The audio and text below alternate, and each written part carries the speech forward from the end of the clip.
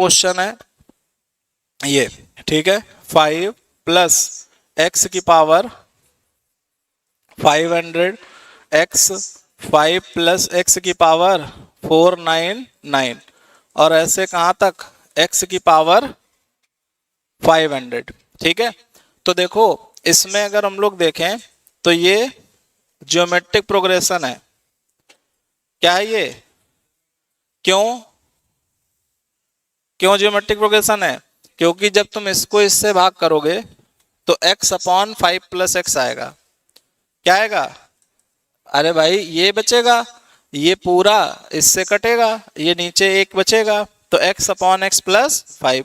अगले वाले से भाग करके देख लो, इसमें भाग करो इसको तो x कट जाएगा, ये पावर एक कम है, ये एक ज्यादा है, तो x अपॉन एक्स प्लस 5।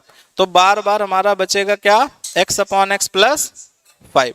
तो इसका मतलब जीपी है और r जो इसमें है वो ऐसा है और जो a है वो इसमें ऐसा है।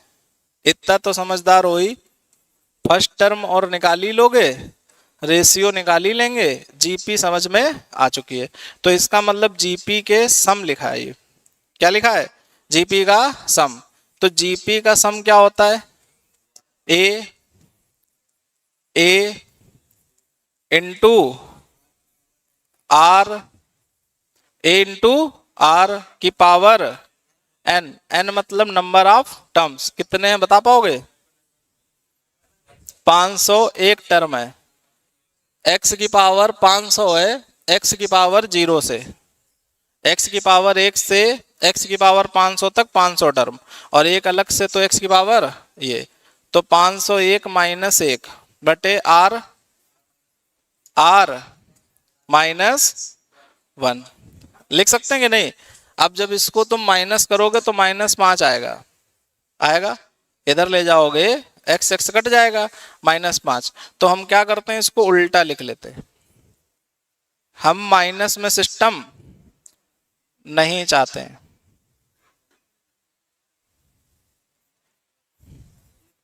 यहां तक कोई समस्या?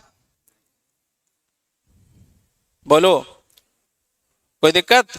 अब देखो तो यहां से अगर हम सॉल्व करें तो ये 5 प्लस एक्स की पावर 100 और पहला टर्म 500 है, पहले टर्म में 500, तो यहां से ये आ चुका है कितना? 500। अब इसमें अगर देखा जाए तो इसको ऐसे ही लिख लो, 1 माइनस एक्स की पावर 501 और x प्लस 5 की पावर 501 अपॉन में 5 अपॉन x प्लस 5। हाँ या ना? कोई समस्या तो नहीं?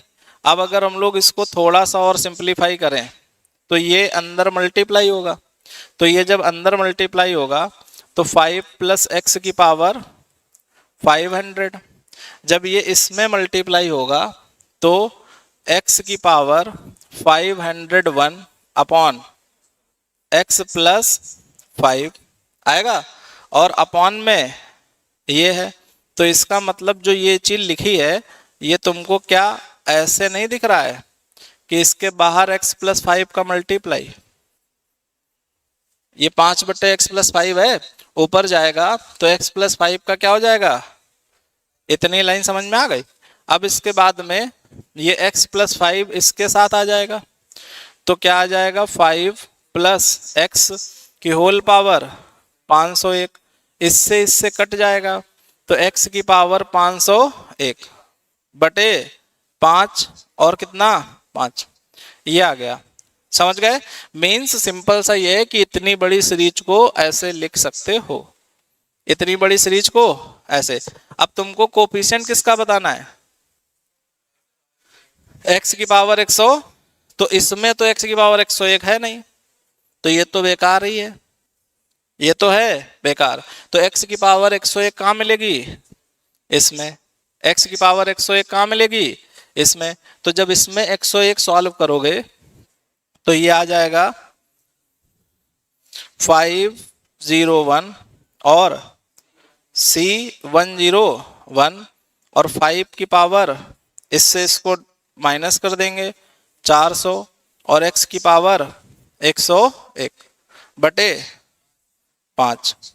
समझ गए कि नहीं? इसमें हमको कितना चाहिए? 101 का कोफिशिएंट। किसका चाहिए? तो अगर यहां दिमाग लगाओ, 5 ना होता 1 होता, 5 ना होता क्या होता? तो 501 सी 101 होता। अरे ये 5 ना होता, 1 प्लस एक्स की पावर एन में एक्स की पावर एन का कोफिशिएंट एनसीएन होता है, एनसीआर होता है। तो अगर ये 5 की जगह 1 लिखा होता, 1 प्लस एक्स में एक्स की पावर 101 का कोफिशिएंट, तो 501 सी 101 होता। तो यहाँ 5 है, तो 5 है तो पूरा एक्सपेंशन कर लो प्रॉपर। तो पूरा एक्सपेंशन कर लिए तो कितना आ गया ये? तो x की पावर 101 का कोफिशिएंट ये पूरा है। तो ये कितना है? 501 सी 101। 5 की पावर ये ऊपर जाएगी तो 399। तो इसमें कौन सा ऑप्शन? ए ऑप्शन आ जाएगा।